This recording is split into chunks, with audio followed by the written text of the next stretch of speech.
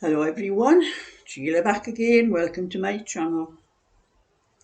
This is a very dull, miserable Sunday. It's afternoon now, it's just after 12. I will be going down my granddaughter's around about 2 for my Sunday lunch and get tormented by the kids. You know, that's what kids are like, they cannot help themselves. So anyway, I'm busy doing a bit of this before I go down. This is the bag for, I will check, for Julie. This one's for Julie. That's the one for Jill. I finished that one for Jill. I just need to put the button on it.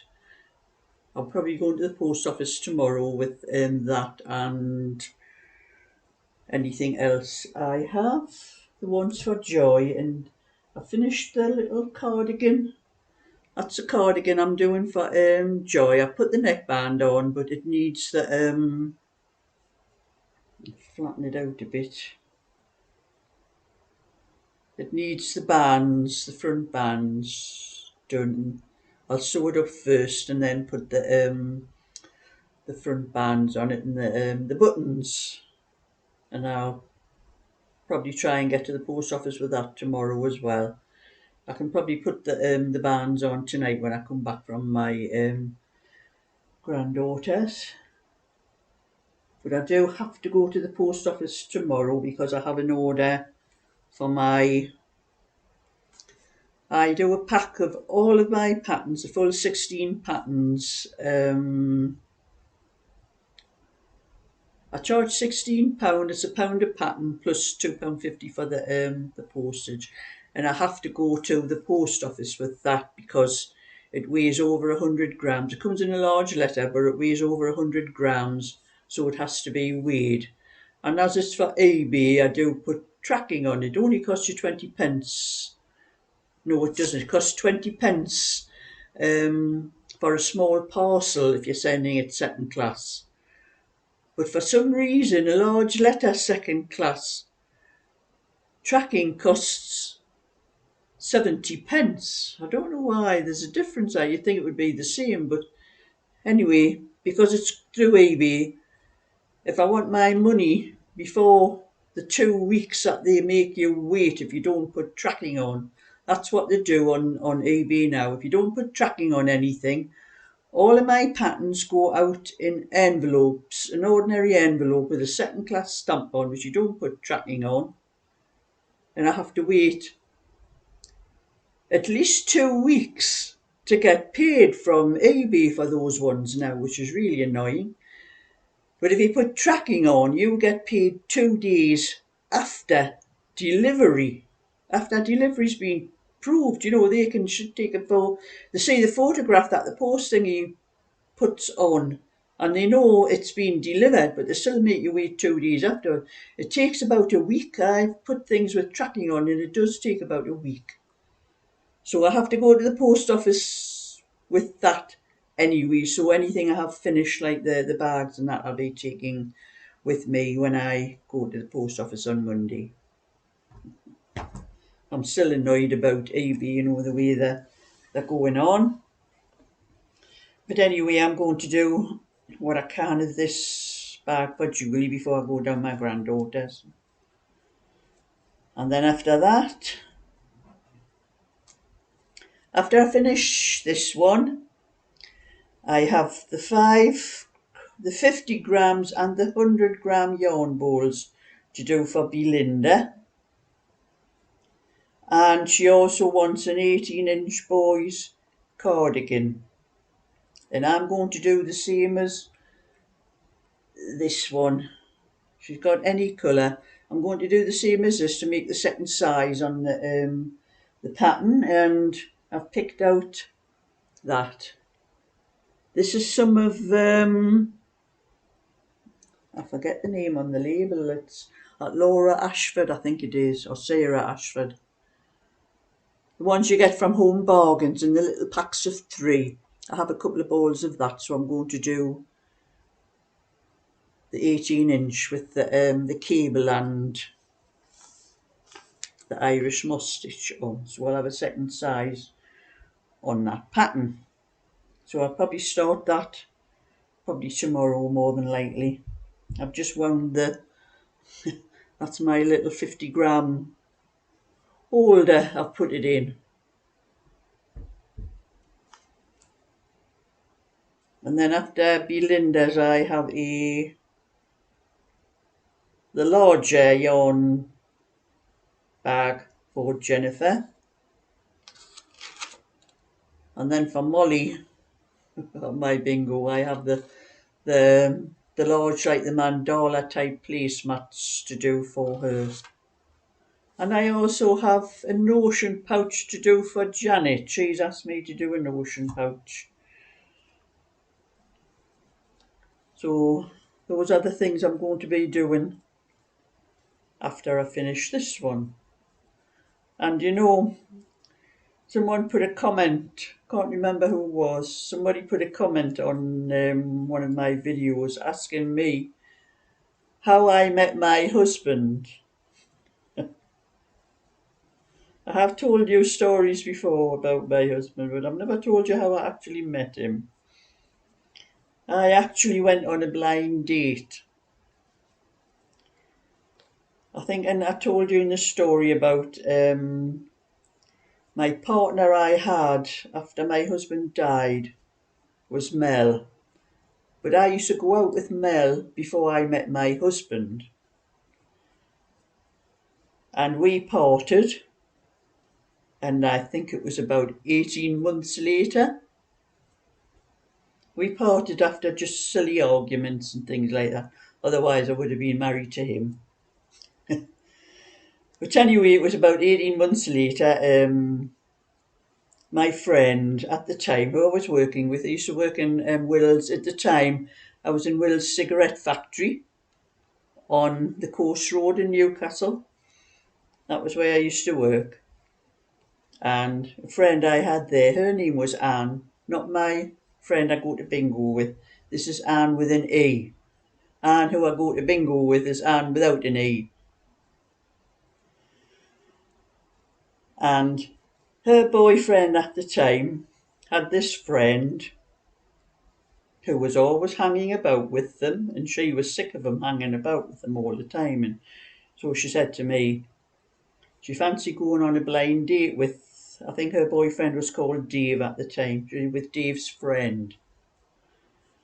So I said, okay, I'm not going out with anybody at the moment. I'll go out with him, see what he's like. So I'm saying to her, what's he like? She said, well, he's okay. He's got a car though. You know, in those days, a boyfriend having a car was like gold. Oh yeah, I'll definitely go out with him. So anyway, we turned up and we got on quite well. That first night we went out together. It was, the only trouble was it was getting him to keep his hands to himself. That was the only problem I had with him. But we hit it off, and he wanted to see me again the next night. And I told my mum and dad, you know, when I was 21, bearing in mind I was 21 at the time. I had went out with Mel from 17 to 19, almost 20. I think it was almost 3 years when we had parted, like. And I was 21 this time by the time I met my husband. But I had to tell my mum and dad that, you know, I had a boyfriend, and I was going to go where I lived at the time. My husband lived in North Shields, and I was living in Kenton, in Newcastle at the time. And to meet him, I had to get a bus into town, into Newcastle town centre, and get a bus from there to get down to North Shields, because we didn't have the metro then. So I was telling my mum and dad I was going to meet him. We were going to go somewhere beside where because my friend lived in the same area and she lived in North Shields. And my dad said, you are not going to meet anybody. If you're going out with somebody, he's coming here to pick you up so we can meet her. I said, but Dad, I says he lives in North Shields. It's a long way to come all the way up here. It's a long way for you to go all the way down to North Shields. So I had to tell my friend, because my husband didn't have a phone, but my friend, they had phone in their house. So I had to phone her and tell her to tell her boyfriend Dave, because I think they worked together at the time. I said to tell Dave to tell Alan, that was my husband's name. I said to tell Alan that he has to come and pick me up and to give him my address because he didn't know where I lived. And when I told my friend she's going to have a fit when he finds out where you live, have you any idea how long it'll take to get up there? I said, well, he's got a car, hasn't he? So anyway, he did come up to pick me up, and he said he had an awful job finding where, because we didn't have sat-navs in those days. This would have been 1966, or no, 1967, the early part of 1967. We got married at the end of 1967. But he came, picked me up, and I introduced him to my mum and dad and that, and so my dad was asking him, did he have a job, and had to have a job in those days, and anyway, we stayed at my house for about half an hour, but we were sitting in the kitchen. My mum and dad were in the living room, and me and Alan were in the kitchen just talking, and I was telling him that I hadn't told him anything about myself the night before.